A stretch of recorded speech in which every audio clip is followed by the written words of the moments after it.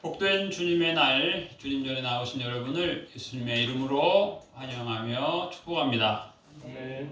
옆 사람 축복하겠습니다. 사랑하는 자여, 사랑하는 자여, 당신의 영혼이 잘됨 같이 당신의 영혼이 잘됨 같이 당신의 범사가 잘되고 당신의 범사가 잘되고 강건하시길 축복합니다. 강건하시길 축복합니다. 아멘. 제가 어렸을 때 10살 정도 그때 성경을 보다가 피식 웃은 적이 있어요. 그 성경이 바로 오늘 본 시편 34편입니다. 왜 그랬냐면 거기에 써 있어요. 첫 줄에 다윗이 아비멜렉 앞에서 미친 채 하다가 쫓겨나서 지은 시. 미친 척을 할 수밖에 없는 환란이죠. 참 힘든 상황인데 성경은 어떻게 좀 거룩한 말만 있는 줄 알았는데 그냥 오늘 폈는데 좀 거룩하지 않은 것 같은 느낌의 이런 표현. 다윗 하면 제가 알기로는 그 당시에 왕인데 무슨 왕이 미친 척을 했을까? 자세히 보니까 왕이 되기 전이에요. 미친 척을 하다가 쫓겨났어요. 미친 척을 하다가 쫓겨나가지고 그가 이제 메모를 한 거예요. 나름 일기를 쓴 거예요. 나름 이제 하소연하는 거고 그 나름 하나님께 기도하는 거예요. 시편은 물론 우리가 시편하면 시, 찬양 이런 느낌을 많이 받는데 사실은 자세히 보면 탄식시가 많아요. 탄식, 애통한다는 거예요. 그런데 이제 우리가 어려움을 당하게 되면 마음속에 원망 불평이 일어나기 쉽죠. 사람에게 그걸 표현하면 원망 불평이 되고 더 이제 문제는 더 심각해지는 경우가 많아요. 너 똑바로 해라 뭐 이렇게 하다 보면 오히려 또 너도 똑바로 해라 뭐 해가지고 곤란해지는 경우가 많은데 하나님 앞에 탄식을 하는 거예요. 하나님 참 제가 힘듭니다. 제가 참 어렵습니다. 제가 참 억울합니다. 이것이 이제 성경에 보면 다윗이 그런 고백을 참 많이 했어요. 왜 미친 척을 했을까? 사람이 어떤 지경에 이르게 되면 미치광이처럼 행세를 해야만이 목숨을 연명하는 그 정도의 어려움이죠. 우리가 참 어려움을 많이 겪는데 그래도 우리가 미친 척을 안 하면서 미치광이 행색을 안 하면서도 살 수 있다는 게 참 감사하다. 다윗과 비교해보는 거예요. 다윗과 비교하면 그래요. 제가 가끔 즐겨보는 게 있는데 여러분 잘 아시는 요리 연구가 백종원 씨가 그 제목이 뭐냐면 스트리트 푸드 파이터. 제목이 이상하죠? 스트리트는 길거리 음식을 뜻하는 거예요. 길거리에서 이 사람이 동남아시아를 돌아다니면서 아침, 점심, 저녁을 길거리에서 사 먹는 거예요. 그런데 보니까 베트남에서 아침을 사 먹었다. 그런데 그게 우리나라 돈으로 환산하면 1,500원. 그래서 또 오늘은 좀 비싼 걸 시켰다. 짜장면을 표현하면 곱빼기, 뭐 추가 해서 3,700원 이런 것들이에요. 대부분 2,000원, 3,000원 그 사이인데 나름 재미있어요. 맛집 기행을 하는 거예요, 사람이. 그래서 제가 이제 기대를 하는 거예요. 이 사람이 그러면 맨날 이렇게 동남아에서 2,000원, 3,000원짜리 먹기만 하고 끝낼 거냐? 아니면 우리나라에 와서 조금 돈은 더 받겠지만 그 맛을 보여줄 거냐? 그런 생각을 해보기도 합니다. 오늘 성경 말씀에도 이제 그런 표현이 있어요. 하나님을 오늘 말씀의 제목이 하나님을 맛보다. 다윗이 이제 그 미친 척 하다가 쫓겨나가지고 무슨 말을 하냐면 하나님의 선하심을 맛보아 알지어다. 그런 말을 해요. 이건 이제 물론 자기한테도 하는 표현이기도 하죠. 하나님을 맛보자. 하나님을 맛보아 알지어다. 우리 스스로에게 선포할 수 있어요. 하나님의 선하심을 맛보아 알지어다. 그 이제 이면에는 아직 하나님의 그 선한 전능하신 능력을 완전히 맛보아 알지 못하는 면이 있다. 이렇게도 볼 수 있을 것 같아요.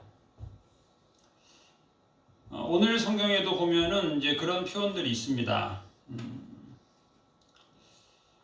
곤고한 자가 부르짖는다는 그런 표현도 있어요.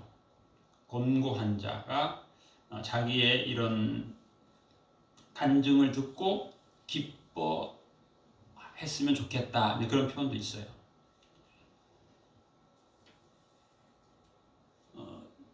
저희 그 둘째 아들이 한 3살 때 그 비디오 보는 걸 좋아해서 제가 일주일에 한 번씩 비디오 가게에 가서 비디오를 빌려서 일주일 동안 볼 수 있도록 한 적이 있는데, 뭐 3살이니까 어릴 때죠. 어릴 때니까 그거 좋아해요. 아침에도 보고 저녁에도 보고 계속 보는 거예요. 3살이니까 뭐 완벽하게 이해는 못 하는데, 이제 그걸 보고 나서 이제 나름 자기의 그 언어가 성장한 걸 나한테 이제 제가 그걸 보는 거죠. 저한테 물어봐요. 또 거기 이제 그 만화에 보면은 문어가 나와요. 문어가 나오는데 이 문어가 쉬 하는 게 있어요. 어떤 날은 아빠 왜 문어가 최대 그래서 침묵하게 또 아주 실감나게. 그리고 또 어떤 때는 거기서 맛 좀 봐라. 그래, 맛 좀 봐라. 그 만화에서 맛 좀 봐라 하면서 또 취하기도 하고 그러는데, 이제 이 맛이라고 하는 게 참 그래요. 다양해요. 옛날에 이제 제 선배 목사님이 이제 그 썰렁한 개그를 하나 한 적이 있는데, 이제 그래요. 블랙 커피 설탕 좀 탄 거, 블랙 커피 설탕 탄 거에 파리가 빠져가지고 죽으려고 이제 바닥거리 된 것을 이렇게 딱 건져줬더니 파리가 한 말, 뭐냐, 답은 그래요. 쓴맛, 단맛 다 봤네. 예. 인생도 뭐 우리가 인생이 어려울 때는 그런 말 하죠. 인생이 파리 목숨이다. 그런 말도 하고, 또 파리처럼 쓴맛 볼 때가 있고 단맛 볼 때가 있고, 단맛 볼 때는 교만해지고 쓴맛 볼 때는 조금 겸손해졌다가 또 단맛 보면 또 교만해졌다가 그러는 것 같아요. 이제 성경을 보면 이제 다윗의 일생을 이제 어떤 분이 연구해 보니까 그 도망간 장소가 광야죠. 광야입니다. 민가에 도망하면 군인들이 바로 잡아가니까 15개의 광야로 계속 도망을 다녔다는 거예요.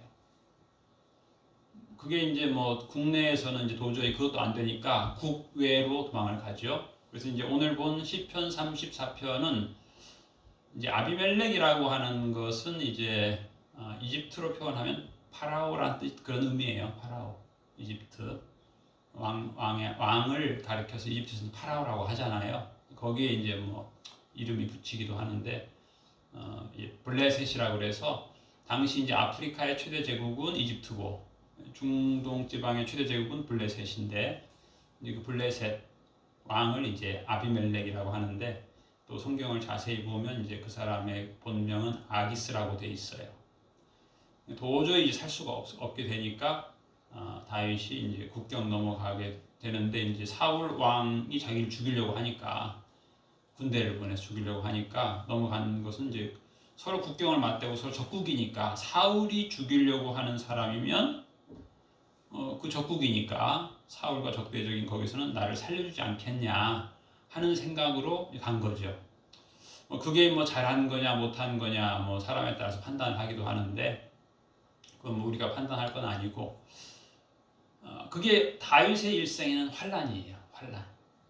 환란이고 시험이죠. 시험. 우리가 좀 전에 부른 찬송에도 나와 있는데 환란 그 찬송에서는 이제 인생을 두 가지로 요약을 했어요. 환란, 시험. 뭐 또 확대하면 유혹. 다윗이 그런 적도 있잖아요. 다윗의 부하가 사울이 지금 굴에서 대변을 보는데 그냥 한번 찌르면 끝납니다. 우리의 고난은, 우리의 환란은 끝납니다.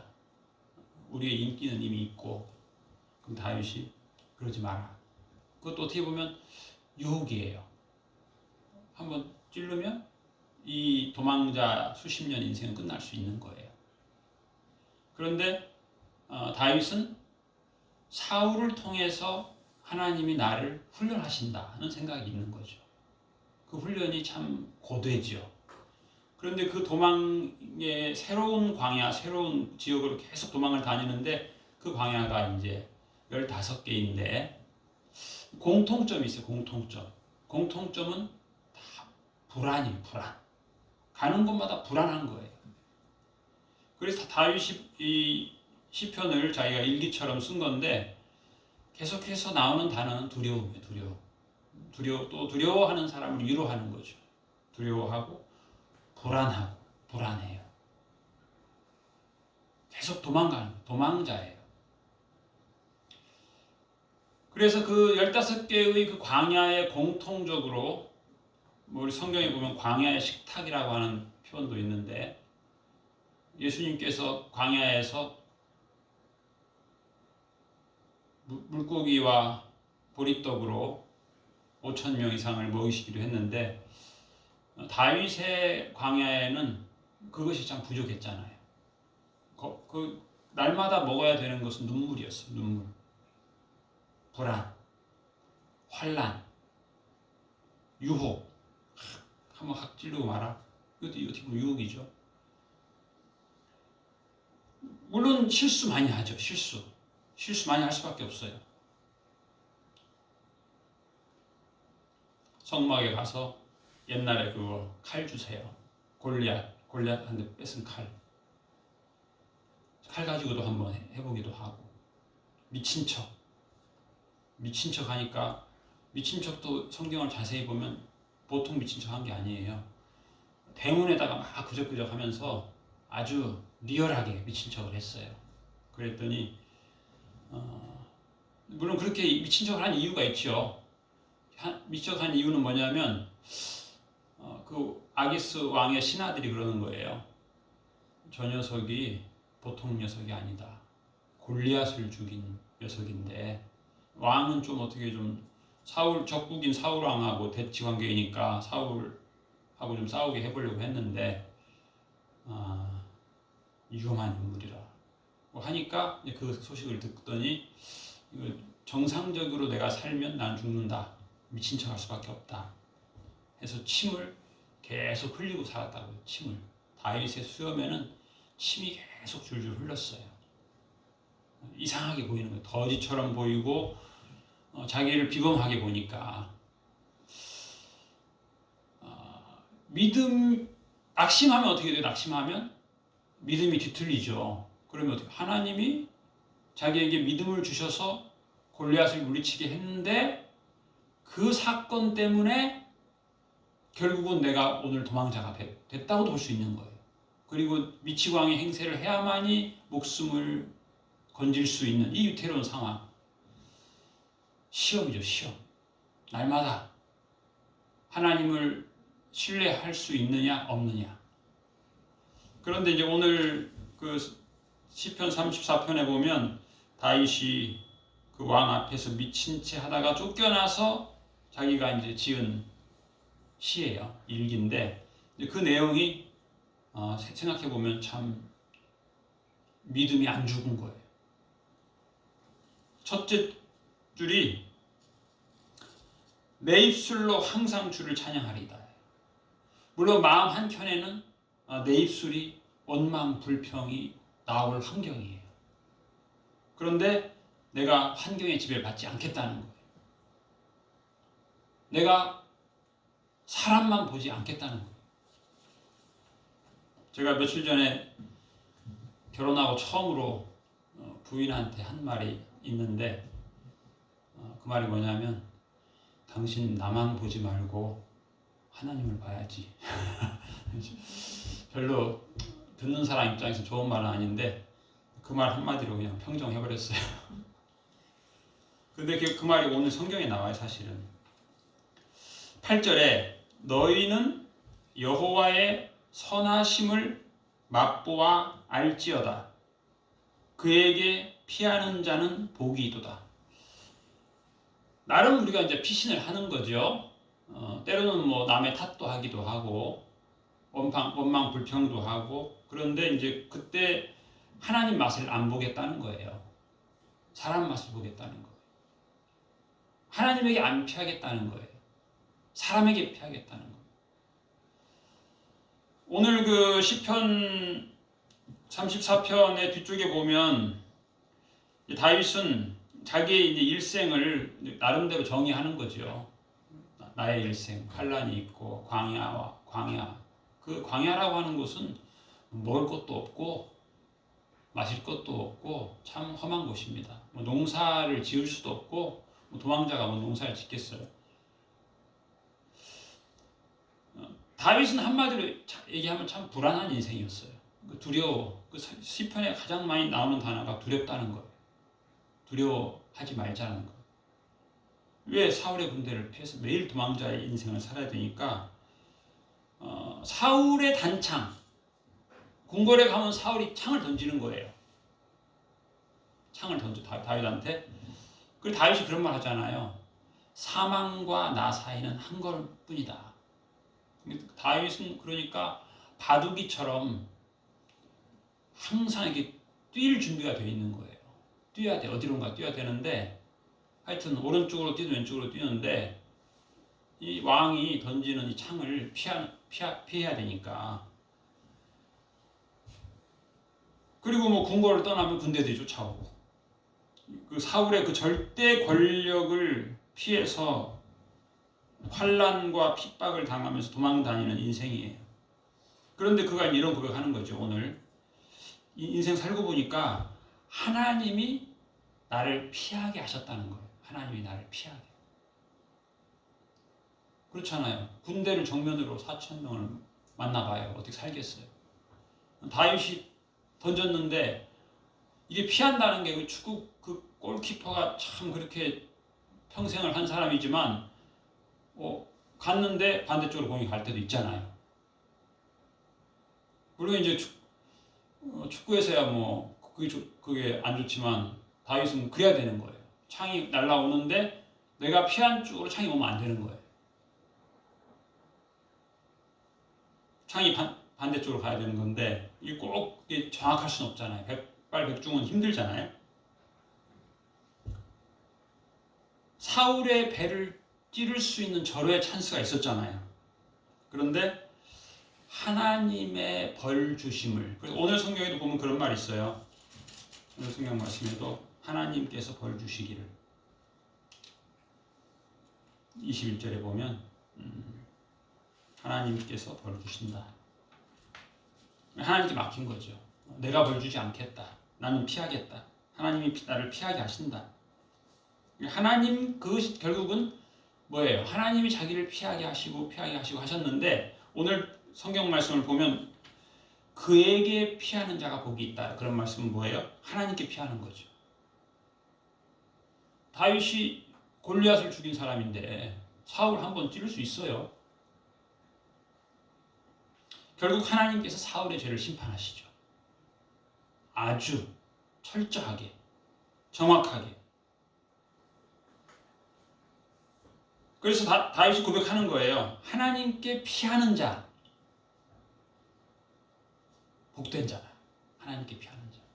물론 다윗이 다양한 것 할 수 있었어요. 다양한 것. 자기가 사울을 벌줄 수도 있고 그 사무엘하 23장에 보면은 이제 다윗의 유언이 나옵니다. 다윗의 유언. 죽기 전에 그런 말을 해요. 하나님의 영이 나를 통하여 말씀하시며 그의 말씀이 내 혀에 있도다. 우리 한번 볼까요? 사무엘 하 23장. 사무엘 하 23장.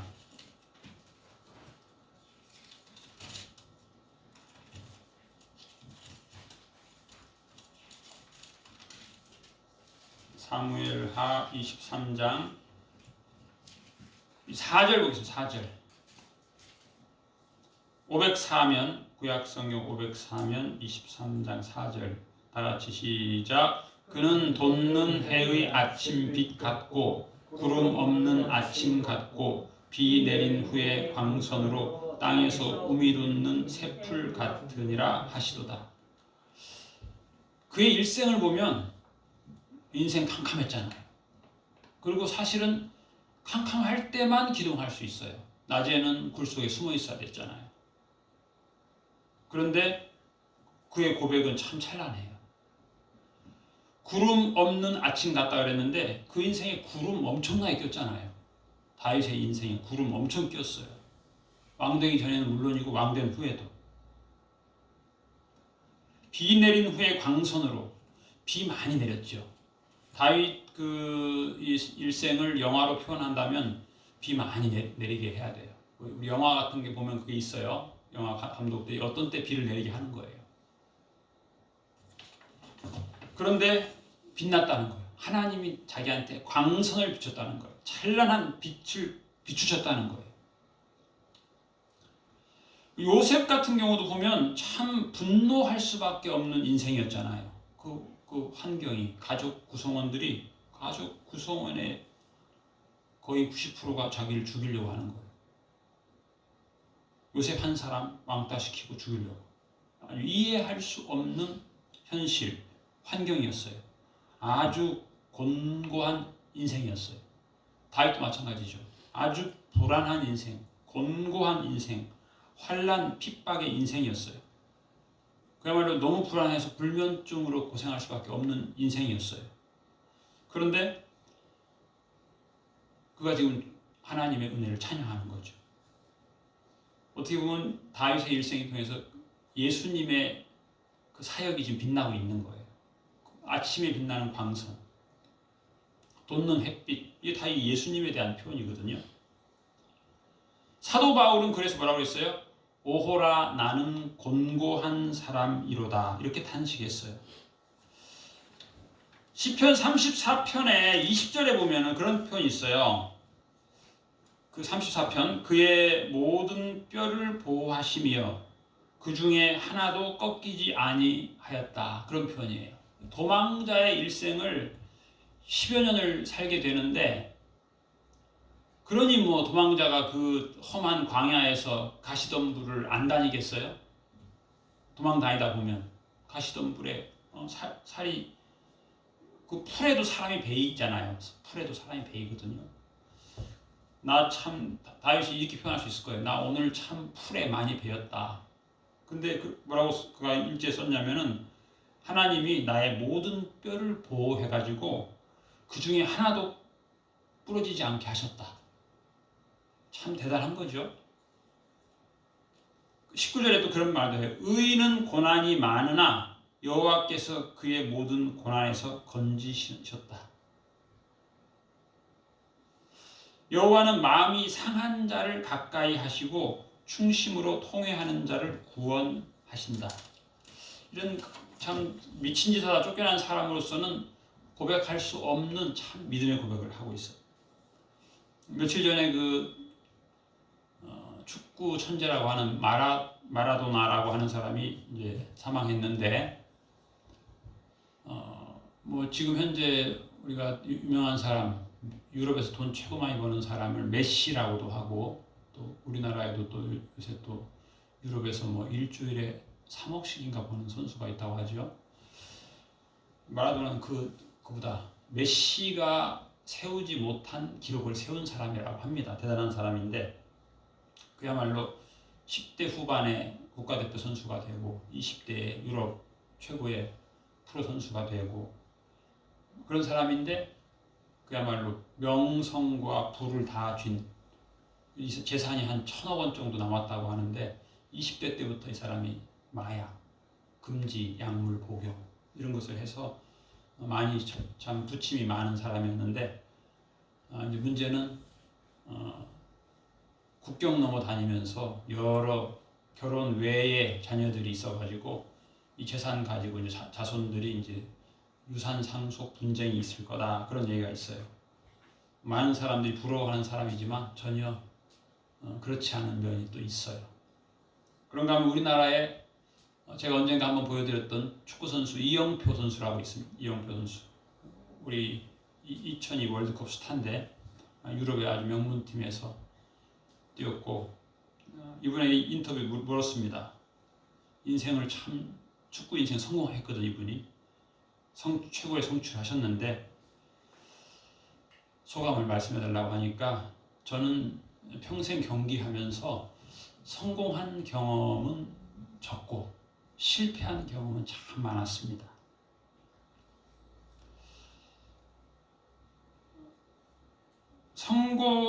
성공이 오히려 실패하게도 하고 실패가 성공하게도 합니다. 그래서 이분이 책을 썼어요. 성공이 아니고 실패가 아니다. 이런 책을 썼어요. 축구 선수인데 참 정말 훌륭한 분이에요. 뭐라고 했냐면 인생의 성공과 실패는 중요하지 않습니다. 하나님의 뜻에 접근해서 하나님이 기뻐하시는 것을 해서 최선을 다한다면 그게 성공입니다. 제가 그런 생각했어요. 이영표 선수는 하나님을 맛본 사람이다. 하나님 맛본 사람. 우리가 이제 세상의 맛을 많이 보려고 하죠. 뭐 어디에 뭐 맛집이 있다. 뭐가 맛있다. 오래전에 저희 가족이 여행을 갔는데 그 가이드가 그래요. 산에 올라가셔서 거기서 파는 와플을 꼭 사서 드세요. 그 맛이 오랜 세월이 지나도 배꼽 옆에 있는 삼겹살이 꼭 기억합니다. 네. 정말 그렇더라고요. 맛이라고 하는 거. 그런데 이 맛은 저도 참 단맛을 좋아하는 사람인데 단맛은 몸에 안 좋더라고요. 우리 아들 중에도 하나가 단맛을 좋아해가지고 어렸을 때 그렇게 사탕을 막 2개를 껴먹고 그랬어요. 그런데 그때 보면은 병원을 가야 돼. 그렇게 하면 뭔가 염증이 생기더라고. 쓴맛 좋다. 쓴 거 먹으면 몸이 참 좋아요. 건강해져요. 제 친구는 하여튼 쓴 거 참 좋아해요. 쓴 거. 근데 인생을 하나님이 택한 삶은 인생이 탄탄대로고 단맛만 본다라고 착각을 할 수 있어요. 제가 그런 착각을 참 많이 했어요. 오랜 동안. 윤동주 시인이 참 하나님을 맛본 사람인 것 같아요. 이분이 팔복이라고 하는 시를 썼는데 거기다가 이분이 일기장에 그렇게 썼어요. 팔복, 마태복음 5장 3절에서 12절 그리고 썼어요. 슬퍼하는 자는 복이 있나니 슬퍼하는 자는 복이 있나니 슬퍼하는 자는 복이 있나니 슬퍼하는 자는 복이 있나니 이렇게 8줄을 쓰고 그 밑에다가 저희가 영원히 슬플 것이요. 제가 이 시를 처음 보고는 조금 그렇더라고 기분이. 이 사람 어떻게 좀 장난한 것 같은 느낌도 들고. 근데 이분이 이걸 감옥에 죽기 전에 쓴 거예요. 그런데 이게 가만히 생각해 보니까 이게 예수님 하신 말씀이잖아요. 애통하는 자는 복이 있다. 그 내용인데 아니 그러면 이제 슬픔이 끝날 것이요. 그래야 이게 좀 긍정적 결말인데 영원히 슬픈 것이 이게 복이라는 거예요. 복이라는 거. 계속 슬퍼하는 거. 이 세상이 하나님 뜻대로 진행되지 못하는 것을 내가 안타까워하며 애통하는 것은 나에게 믿음이 있다는 거예요. 나는 하나님의 맛을 본 사람이라는 뜻이에요. 그렇지 않고 세상의 맛에 빠진 사람은 그럴 필요 없어요. 그렇잖아요. 이 세상 내 뜻대로 되네. 애통할 필요가 없어요. 오늘 다윗도 미친 척하다 쫓겨나서 그런 식을 썼잖아요. 의인에게는 고난이 있다. 고난에 대한 애통함에 대한 영원히 슬퍼함이 있을 필요가 있다는 거예요. 이건 하나님을 맛본 사람만이 알 수 있는 거죠. 이 한 주간 살아가면서 하나님의 선한 능력을 맛보는 기쁨이 풍성한 복된 한 주간 되시기를 주님의 이름으로 축복합니다. 아멘. 기도하겠습니다. 하나님 아버지, 저희가 하나님을 제대로 맛보아 알지 못하여서 방황하고 불안하고 원망하고 애통해하며 살았던 시간들이 많이 있었습니다. 예수님께서 인자가 온 것은 섬김을 받으려 함이 아니고 섬기려 하고 많은 사람을 위하여 대속물로 고난당하기 위해서 죽기 위해서 오셨다고 말씀하셨는데, 우리가 그 예수님의 그 놀라운 사명과 은혜를 모르고 살아온 시간들이 너무 많이 있었습니다. 때로는 넘어지고 아파하고 애통해하고 억울해하기도 하였지만, 우리가 그 가운데서도 하나님께 피하게 하여 주시옵시고 하나님을 맛보아 알게 하여 주시옵소서.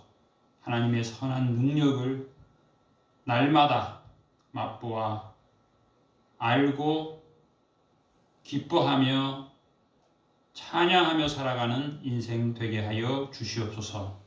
감사드리며 예수님 이름으로 기도하옵나이다. 아멘.